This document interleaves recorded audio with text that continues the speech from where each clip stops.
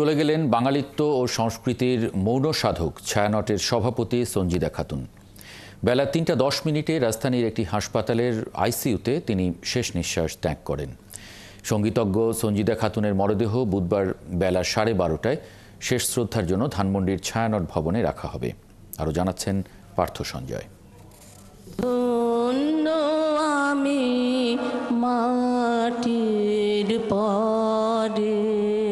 এই মাটির পরে তিনি ধন্য হয়েছিলেন, ধন্য করেছিলেন।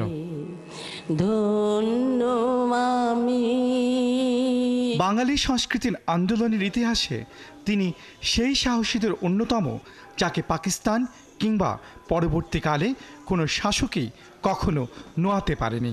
বাংলাদেশের মুক্তিযুদ্ধের সাংস্কৃতিক ফ্রন্টে তিনি ছিলেন অগ্রগামী।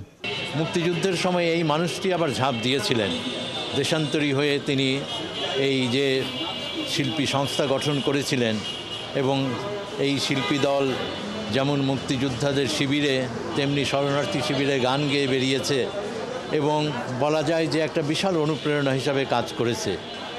স্বাধীন বাংলাদেশে তার এই প্রতিরোধ স্পৃহা একটা নির্মাণের সাধনার রূপ নিয়েছিল। জাতীয় অধ্যাপক কাজী মোতাহার হোসেন ও সাজেদা খাতুনের সন্তান সঞ্জিদা পড়েছেন ঢাকা বিশ্ববিদ্যালয়ের বাংলা বিভাগে। স্নাতকোত্তর ও পিএইচডি করেছেন বিশ্বভারতী বিশ্ববিদ্যালয় থেকে। ভাষা আন্দোলনের প্রতিবাদী মুখ সঞ্জিদা শিল্পী কামরুল হাসানের সঙ্গে লড়েছেন ব্রতচারী আন্দোলনে। রবীন্দ্র জন্মশত থেকে মুক্তিযুদ্ধ পেরিয়ে বাঙালির অসাম্প্রদায়িকতার লড়াইয়ে তার অবদান পূরণ হবার নয়। এরকম অভিভাবক তার হবে না। আমরা আসলে অভিভাবকহীন হয়ে পড়লাম, কিন্তু লড়ে তো যেতে হবে। উনি যেই চেতনাটা আমাদের মধ্যে দিয়ে গেছেন সেটা যেন ধরে রাখতে পারি। এই মুহূর্তটা এখন আর কিছু ভাবতে পারছি না, এমনি শূন্যতা, বিশাল শূন্যতা। দেশের একটা প্রদীপ নিভে গেল। মনে প্রাণে উনি প্রগতিশীল চিন্তার ধারক ছিলেন। সংস্কৃতি অঙ্গনের প্রতিটা জায়গা যেভাবে আগলে রেখেছিলেন, বুদ্ধি দিতেন, পরামর্শ দিতেন। গেল 19 মার্চ তাকে ভর্তি করা হয় হাসপাতালে। মহাপ্রয়াণ হলো 92 বছর পেরোনো এই সাধকের। নিউমোনিয়া, বুকের ইনফেকশন এবং সেটারই জটিলতায় সেপটিক শকে উনি ছিলেন। সেটারই চিকিৎসা চলাকালীন সময়ে উনি আজ বিকেল আনুমানিক 3টার পরে উনি শেষ নিঃশ্বাস ত্যাগ করেছেন। ওনার কিছু নাতনি আছে যারা বাইরে থাকে, খুব প্রিয় মানুষ তারা। ওনার ইচ্ছা ছিল ওরা যেন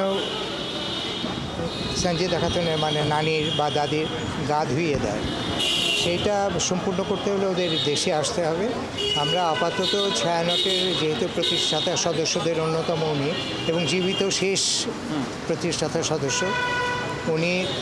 ওনাকে নিয়ে যাব আমরা ছায়ানটে।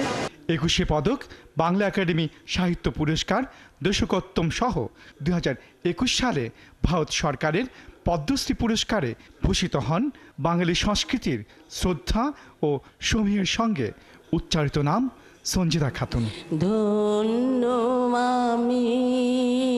পার্থ সঞ্জয়, 71, ঢাকা।